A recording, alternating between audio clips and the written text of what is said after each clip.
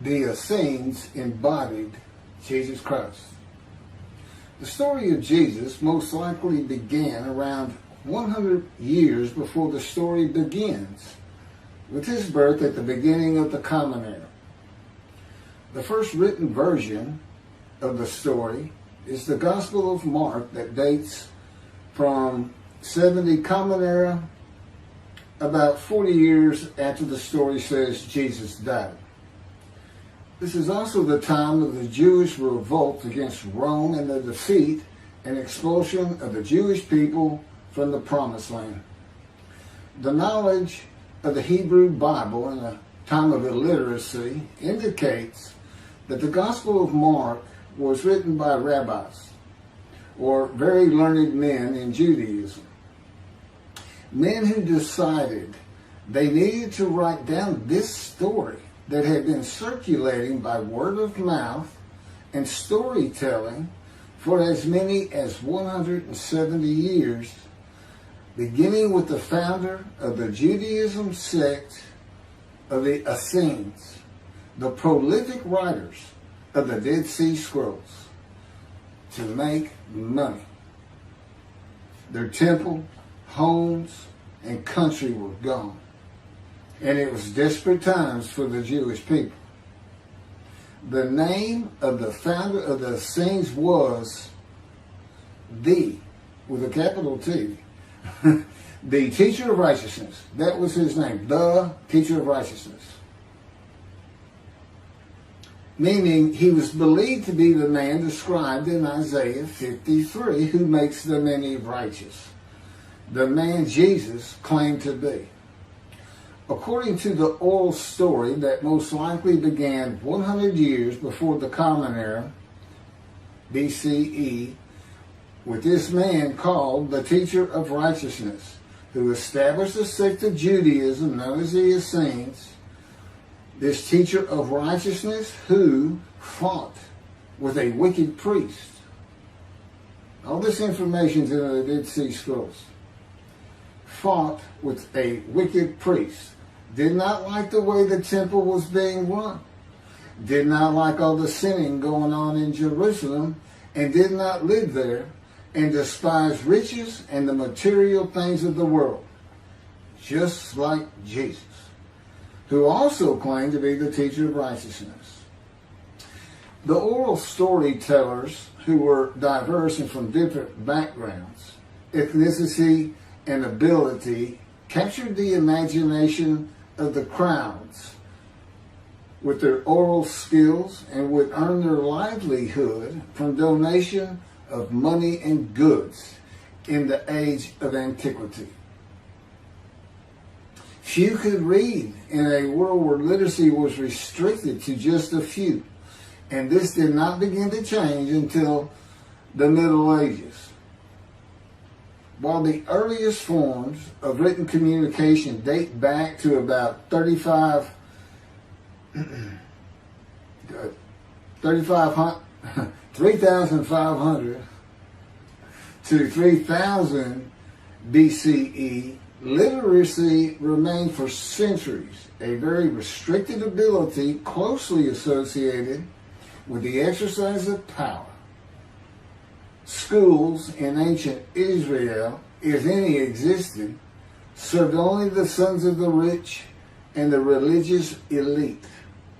Storytellers, in general, would be very learned men, captivating the imagination of the crowds at the gates and the meeting places of Jerusalem, with tales that people of a harsh and brutal time wanted to believe in.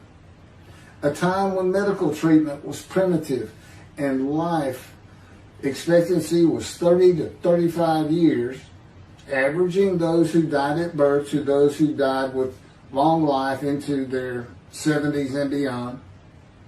A time when people believed in mythical gods and gods who were men and making sacrifices to gods for favor and for safety, healing, long life, crops, and fertility.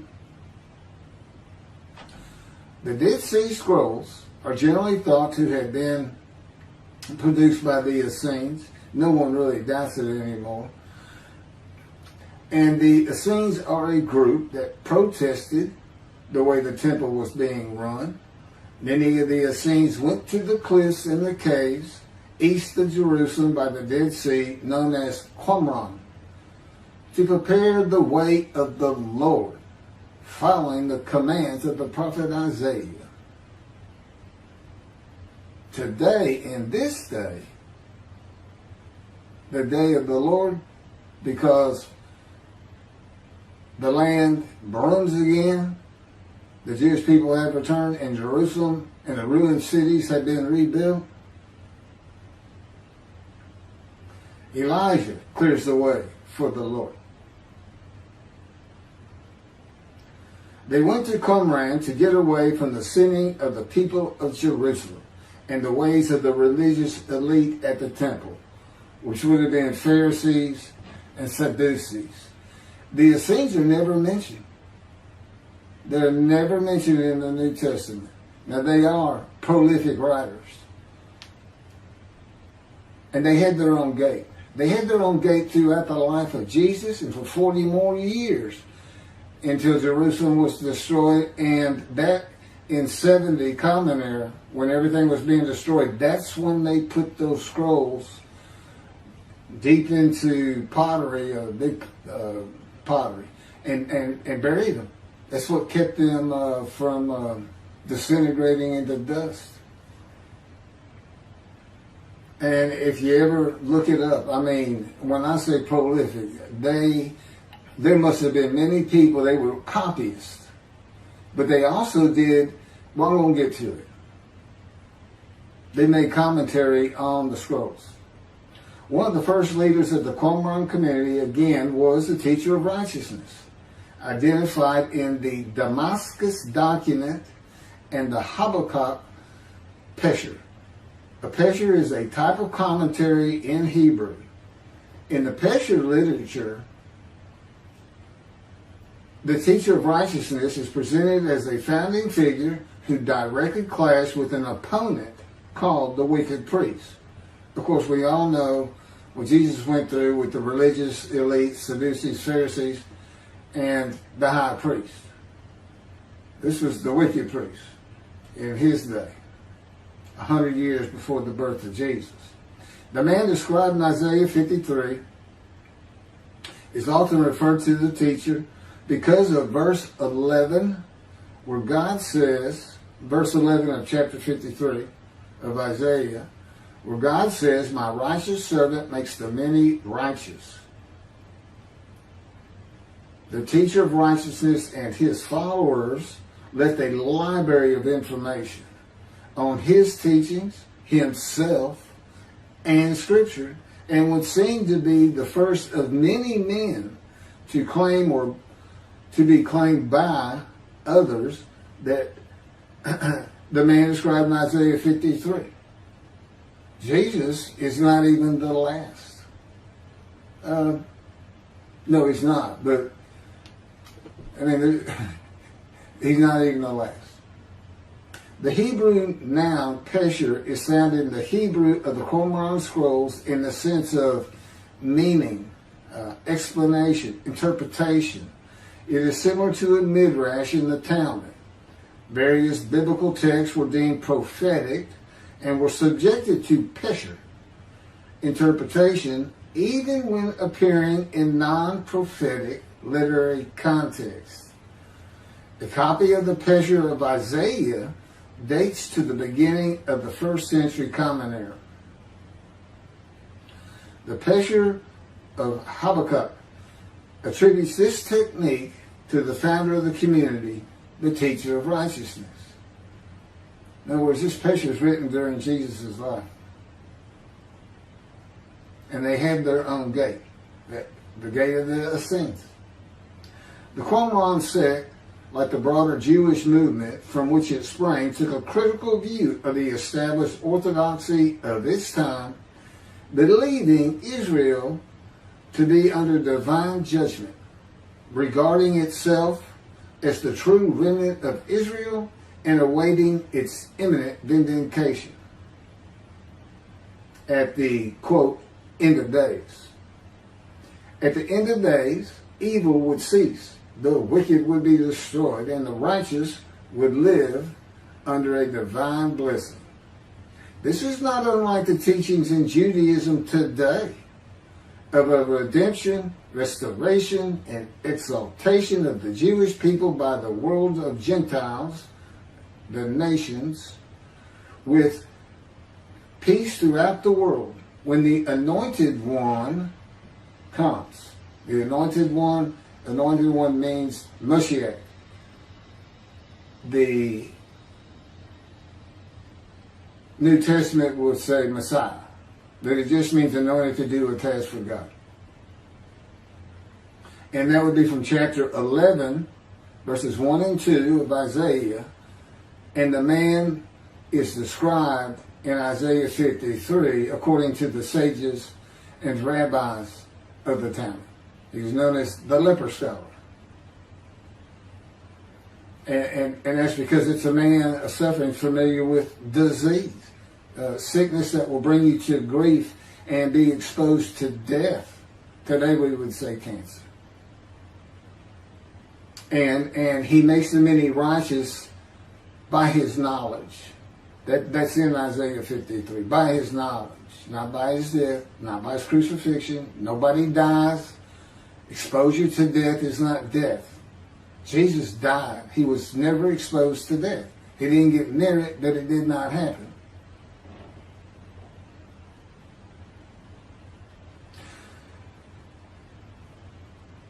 This time that the Essenes were waiting upon, that they thought was imminent, did not happen for them.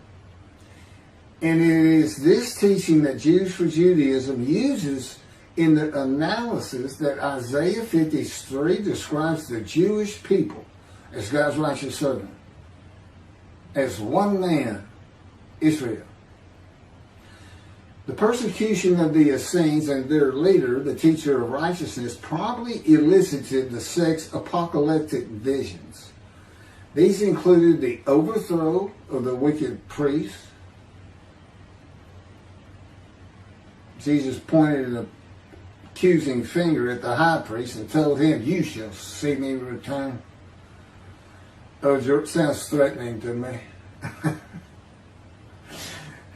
The wicked priests of Jerusalem and of the evil people, and in the dawn of the Messianic age, the recognition of their community as the true Israel. Josephus Flavius describes this sect, the Essenes. This is a man living at the time. People wrote back then, but you can't find anything written by Jesus or about Jesus until after the destruction of the temple. He describes this sect, the Essenes, as one of the main three philosophical sects among the Jews, with a very detailed description.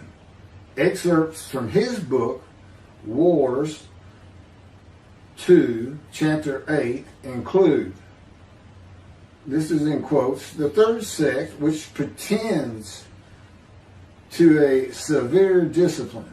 These men are despisers of riches, and so very communicative as raises our admiration. And as for their piety towards God, it is very extraordinary. You would think that Jesus would have been in this thing. He fit right in. But again, we never hear a single word about these prolific writers. The other two philosophical sects were the Pharisees and the Sadducees. In the New Testament, the Essenes are never mentioned, as I said. All the stories of Jesus and his clashes with the religious elite of Jerusalem in the New Testament are with the Pharisees and the Sadducees. According to this same Josephus, the name of the gate in the southern wall of Jerusalem at Mount Zion was called the Essenes Gate. Everything about the Essenes says Jesus would have been one.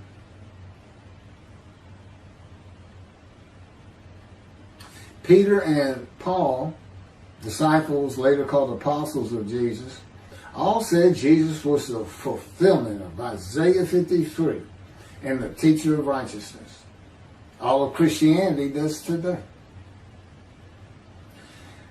The Essenes, again, were writers and copyists and had their own gate in the southern wall of Jerusalem.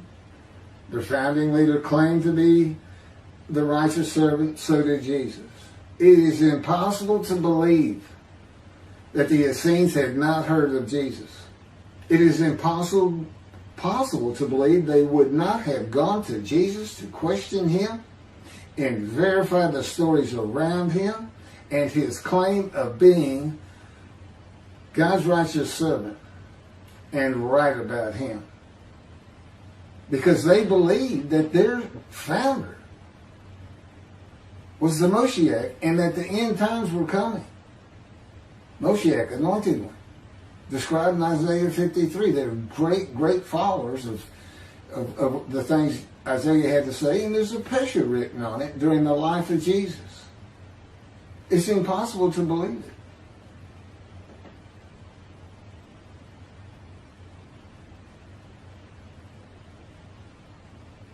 We're talking about a man that healed the sick, removed blindness, had the cripples walk, fed 5,000 people with 5 loaves of bread and 2 fish, walked on water, turned water to wine, raised the dead, was crucified, and 3 days later came back to life?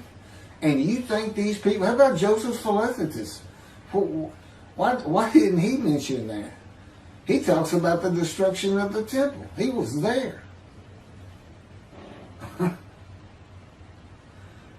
The Essenes were present in and around Jerusalem for 100 years before the birth of Jesus and another 40 or so years after his death at the age of 30 in the first written story of him and his life in 70 Common Era.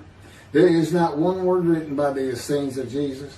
There is no account in the New Testament of Jesus in an Essene. There are no writings or even a mention of him by a single person or a group that was part of his generation while he was alive. There are no writings by Jesus. And prophets of God, men of God, servants of God have been writing for him throughout the biblical times until he stopped talking to his prophets. The Hebrew Bible ended. The last prophet he spoke to, Malachi. Malachi chapter 3, the last chapter of the prophets,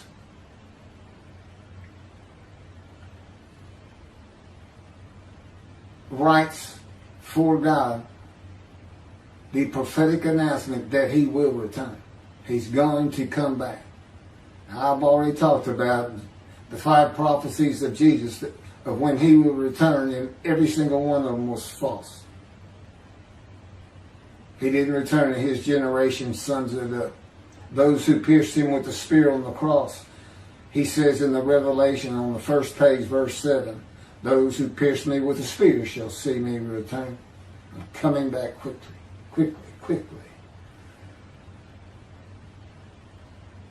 Nothing was written by his disciples. There are no writings by Herod or Pilate or any Roman newspaper, poem, or book of this man who healed the multitudes, fed the poor, walked on water, raised the dead, turned water to wine, was crucified and rose from the dead to human life, and then rose to heaven. That's where he's supposed to be returning from. While there are 3 Gospels under the names of 3 disciples, they are all considered pseudepigrapha. In Greek, that means falsely attributed. Writings which were attributed to authors who did not actually write them. And they were all written long after the death of Jesus, these Gospels, full of quotes and teachings from Jesus himself. Quoted parables, long speeches, Sermon on the Mount, long sermons that could not be accurate if passed by word of mouth. There is only one answer. The Essenes themselves, these writers and the storytellers of the day, had put this story together. And even though the writers of the gospel knew full well these rabbis are learned men of the Hebrew Bible, they knew it didn't really fit. But you know what else they knew? Nobody could verify. Nobody could check them. Nobody could check them. Now, I just did a video on the deceptions. The deceptive, it covers just Matthew. And there's 3 different stories of him and deceits in every one of them that you can go look up now. You can verify these things that I'm saying. I'm quoting them. I give the chapters, the books they come from. You can see Jesus changed Zechariah, verses 9 and 10, the verses, from riding an ass into Jerusalem and being crucified, as Jesus said all the prophets said of him, to what the prophet actually said. You can go look at it. He said he's going to go and defeat Rome, defeat the enemy in Rome, which in Jesus' time, in Jerusalem, and be king of the world, which at the time would have been the nations of the Middle East. And he would tell them all to surrender. That's actually, that's part of the verse itself, verse 10. And he would defeat the enemy and have the nations surrender and be king from sea to sea, lands into ocean. I mean, you can't get more deceitful than that. You can't lie greater than that. You're manipulating Scripture, God's holy word, manipulating it, deleting a verse 10, telling your disciples, tell everybody these things. That's why he's telling them. Tell everybody these things. I'm going in. They're going to kill me. Okay. That's what the prophets say. Don't forget. I mean, that's what he's doing.